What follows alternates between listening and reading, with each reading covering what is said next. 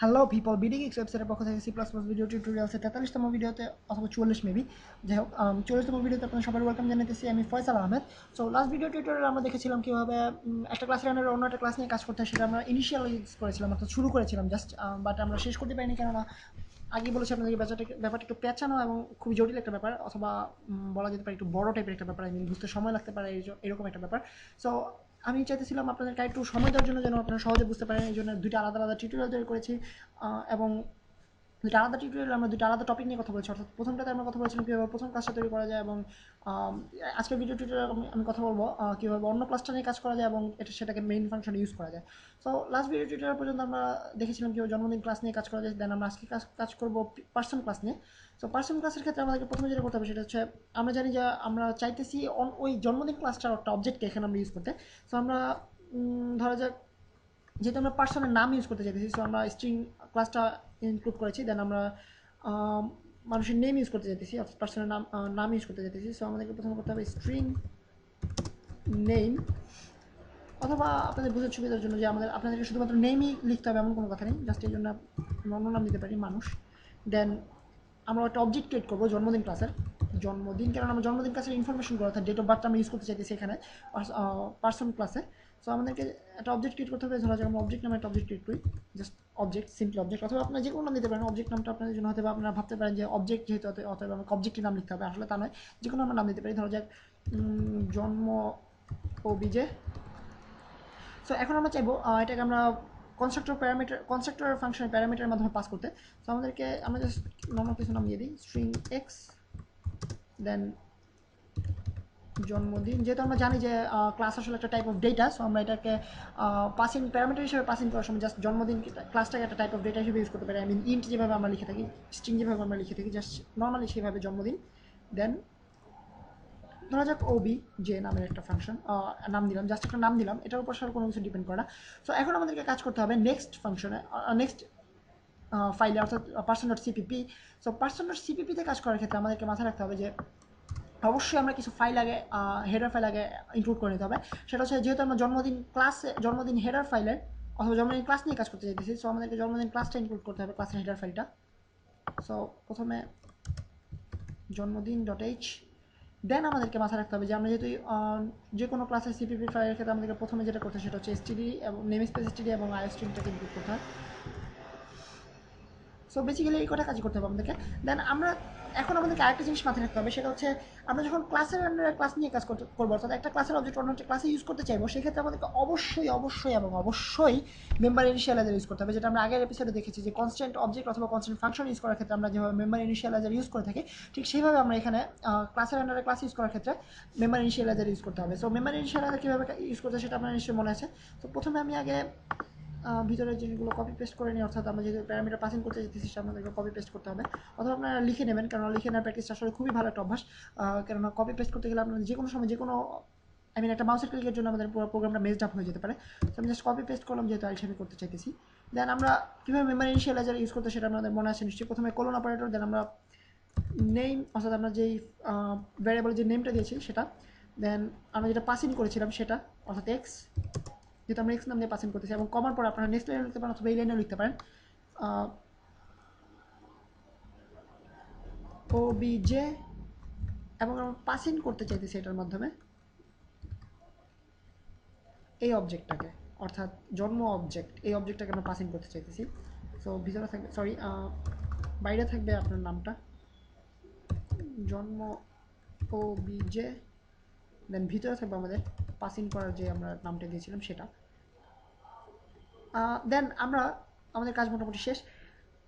পরবর্তীতে আমরা এখন চাইতেছি স্ক্রিনে প্রিন্ট আউট করবো যে আমরা নামটা কী আমাদের সরি, আমাদের ডেট অফ বার্থটা কী এবং পার্সনের নামটা কী। সো আমাদেরকে এই ক্ষেত্রে করতে হবে একটা আলাদা ফাংশন ক্রিয়েট করতে হবে, ভয়েড পার্সন, দেন আমরা নাম দিতে হবে, ধরা যাক প্রিন্ট অন স্ক্রিন, অর্থাৎ আমরা যে ভ্যালুগুলো আমরা অলরেডি সিলেক্ট করলাম অথবা অ্যাসাইন করে দিলাম সেগুলো আমরা স্ক্রিনে প্রিন্ট আউট করবো। সো প্রিন্ট অন স্ক্রিন, আমরা যে কোনো নাম দিতে পারেন, আমি জাস্ট আপনাদের বোঝানোর সুবিধার জন্য দিচ্ছি, আবারও বলে নিচ্ছি, কারণ এই জিনিসটা অনেকে কনফিউজ করে ফেলে যে যেহেতু আমি প্রোগ্রামিং করতেছি অথবা আমাকে নির্দিষ্ট কিছু গদবাধা জিনিস লিখতে হবে, আসলে তা নয়। জাস্ট গদবাধা জিনিসগুলো আপনাদেরকে আমি আগেই এক্সপ্লেন করে নিই যে ধরো নেম স্পেস ইউজিং এগুলো আমাকে এক্স্যাক্টলি ইউজ করতে হবে, বাট যেগুলো গদবাধা নেই সেগুলো আমি যে কোনো নাম ইউজ করতে পারি, লাইক প্রিন্ট অন স্ক্রিনকে আমি অন্য কিছু লিখতে পারি, লাইক স্ক্রিনে লেখা অথবা এটা যে কোনো নাম দিতে পারি। সো আমি দেন ফাংশনের ভিতরে আমি যেই কোডিংটা চাচ্ছি সেটা লিখি, সি আউট করতে চাইতেছি নেম, দেন আমরা প্রথমে লিখবো নেম, দেন ধরা যাক ফয়সাল আহমেদ এর জন্মদিন, দেন স্পেস, দেন আমরা চাইতেছি নামটা লিখতে। সো আমরা এখানে সরাসরি অবজেক্টটা ইউজ করতে পারি, যেহেতু আমরা অবজেক্টের মাধ্যমে প্রিন্ট আউট করতেছি, আমরা এখানে দেখেছি যে আমরা প্রিন্ট আউট করতেছি ডেট অফ বার্থ এই ফাংশনটার মাধ্যমে। তো সরাসরি আমরা লিখতে পারি ডেট অফ বার্থ, সম্ভবত আমাদেরকে অবজেক্ট ক্রিয়েট করতে হবে, অবজেক্টটাকে ইউজ করতে হবে। সো যেহেতু আমরা জন্মদিন নামে একটা অবজেক্ট ক্রিয়েট করেছি, জন্মদিন অভিজে, সো আমরা জাস্ট সেটাই ইউজ করি, দেখা যাক কী হয় আসলে। সো জন্মদিন অভিজে, আমি যেহেতু এটা অলরেডি একবার প্র্যাকটিস করে নিয়ে নিই, সো আপনাদের সাথে এক্সপেরিমেন্ট করা যাক আসলে কী হয়। End of line. সো আমাদের কাজ সম্ভবত শেষ পুরোপুরি, অবশ্যই প্রোটোটাইপিং করতে হবে, প্রোটোটাইপিং করতে আমি যেটা সবসময় ভুলে যাই, এটা যেহেতু একটা ভয়েড টাইপ করতে হচ্ছে, ভয়েড প্রিন্ট অন স্ক্রিন, দেন দেখা যাক অন্য কোথাও প্রোটোটাইপিং করতে ভুলে গেছি কিনা, ডেট অফ বার্থ সব ঠিক আছে। সো এখন আমরা মেইন ডট সিপিপিতে চলে যাই। সো মেইন ডট সিপিপিতে কিছু জিনিস আমাদেরকে ইনক্লুড করতে হবে, আপনারা নিশ্চয়ই গেস করতে পারতেছেন কী ইনক্লুড করতে হবে। প্রথমে অবশ্যই হেডার ফাইলটা, বার্থডে হেডার ফাইলটা, জন্মদিন ক্লাসের হেডার ফাইল, দেন আমাদেরকে অবশ্যই পার্সনের হেডার ফাইলটা, পার্সন ডট এইচ, এই হেডার ফাইলটা ইনক্লুড করতে হবে মেইন ডট সিপিপিতে, ইনক্লুড করে নিলাম। দেন এখন আমাদের কাজ খুবই সহজ, সেটা হচ্ছে আমরা জাস্ট অবজেক্ট ক্রিয়েট করবো এবং অবজেক্টের মাধ্যমে অ্যাক্সেস করবো। সো আমরা জানি যে প্রথমে একটা জন্মদিন অবজেক্ট ক্রিয়েট করি যেখানে আমরা ভ্যালিউগুলো দেবো, অর্থাৎ ডেট, মান্থ, ইয়ার এগুলো আমরা দেবো। সো প্রথমে আমাদেরকে জাস্ট নর্মালি যেভাবে আমরা অবজেক্ট ক্রিয়েট করি, জন্মদিন, ধরা যাক মাই অবজেক্ট, আপনারা যে কোনো নাম দিতে পারেন, জাস্ট আমি মাই অবজেক্ট দিলাম। সেখানে আমরা অলরেডি এর মাধ্যমে প্রথমেই আমরা ভ্যারিয়েবল পাসিং করতে পারি। সো ভ্যারিয়েবল পাসিং করার ক্ষেত্রে আমরা ধরা যাক আমি আমার বার্থডেটা ইউজ করি, আমার বার্থডে আসলে যেন কত, যাই হোক আমার মনে আছে, আপনাদের বলে দিতে হবে না, 4/1992। আপনাদের দেখবেন যে সিনটেক্সটা ঠিক আছে কিনা, কারণ আমি প্রথমে ইউজ করেছি ডেট, দেন ইউজ করেছি মান্থ, দেন ইউজ করেছি ইয়ার। এক এক জায়গায় এক এক রকমের ইউজ করা হয়ে থাকে, যে আমেরিকা এক ধরনের অথবা ইউকেতে এক ধরনের। সো আপনারা চেক করে নেবেন যে কীরকম ইউজ করতেছেন আপনারা। দেন এখন আমরা জানি যে পার্সনের আন্ডারে আমরা অলরেডি একটা, হ্যাঁ আমরা অলরেডি একটা ইউজ করেছি, একটা ফাংশন ক্রিয়েট করেছি যে আমাদের স্ক্রিনে সব আমাদের ইনফোগুলো স্ক্রিনে প্রিন্ট আউট করবে। সো আমরা সরাসরি সেটাতে অ্যাক্সেস করতে পারি পার্সনের একটা অবজেক্টের মাধ্যমে। সো পার্সনের একটা অবজেক্ট ক্রিয়েট করা যায়, পার্সন, দেন ধরা যাক ইনফো নামের একটা অবজেক্ট ক্রিয়েট করলাম, ইনফো। দেন আমরা এটার ভিতরে নেম এবং আমরা যে দুটো পাস করেছি, প্যারামিটার পাস করেছি, স্ট্রিং অর্থাৎ আমাদের নেম এবং জন্মদিন ওবিজে অর্থাৎ আমরা অবজেক্টটা পাস করবো। সো প্রথমে আমরা নামটা দিয়ে নিই, স্ট্রিং নেমটা ধরা যাক আমার নাম ফয়সাল আহমেদ। সো যারা আপনারা আমার নামের স্পেলিংটা জানতেন না তাদের জন্য বলে দিচ্ছি, ফয়সাল আহমেদ, FOYSAL, আপনারা মনে রাখবেন আশা করি।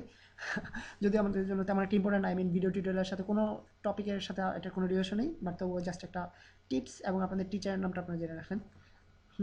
নিজেকে টিচার বলতে ভালোই লাগে। যাই হোক, আমরা ফিরে যাই আগের টপিকে। সো আমাদেরকে এখন যেটা করতে হবে সেটা, আমরা অলরেডি একটা অবজেক্ট ক্রিয়েট করে ফেলেছি, সেটা হচ্ছে মাই অবজেক্ট। সো আমরা জাস্ট নর্মালি মাই অবজেক্টটা এখানে পাস ইন করবো, যেহেতু আমরা এখানে পার্সনের ক্লাসের ক্ষেত্রে আমরা অবজেক্টটাকে পাস ইন করেছি প্যারামিটার হিসেবে। সো আমরা এখানে জাস্ট প্যারামিটারটাকে পাস ইন করে দেবো। দেন আমরা সরাসরি এই ফাংশনটাকে অ্যাক্সেস করবো। ফাংশনটাকে অ্যাক্সেস করার মাধ্যমে আমরা স্ক্রিনে প্রিন্ট আউট করতে পারবো আশা করি, যদি কোনো ভুল না করে থাকি। সো ইনফো, সরি বড় হাতে দিয়েছিলাম, ভূতে ধরছিল নিশ্চয়ই আমার, কারণ কোনো এই পর্যন্ত আমি সম্ভবত কোনো টিউটোরিয়াল এই ভ্যারিয়েবলের নাম অথবা ফাংশনের নাম বড় হাতে দিয়ে দিইনি, অথবা অবজেক্টের নাম বড় হাতে দিয়ে দিইনি, বাট এখানে শুরু করেছি কেন আল্লাহ জানে। যাই হোক, আমরা এখন পাসিং করবো, আমরা এখন অ্যাক্সেস করবো ফাংশনটাকে। ফাংশনের নাম হচ্ছে জন্মদিন print on screen, sorry print on screen. দেখা যাক আমাদের ফাংশনটার প্রোগ্রামটা আসলে ঠিকভাবে লিখতে পেরেছি কিনা, যেহেতু অনেক বড় একটা প্রোগ্রাম, প্রথমবারের মতো আমরা এত বড় একটা প্রোগ্রাম লিখতেছি।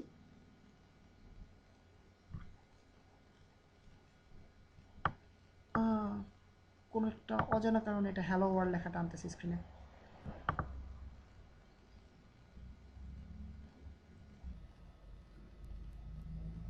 আবার এটা হ্যালো ওয়ার্ল্ড লেখাটা স্ক্রিনে আনতেছে।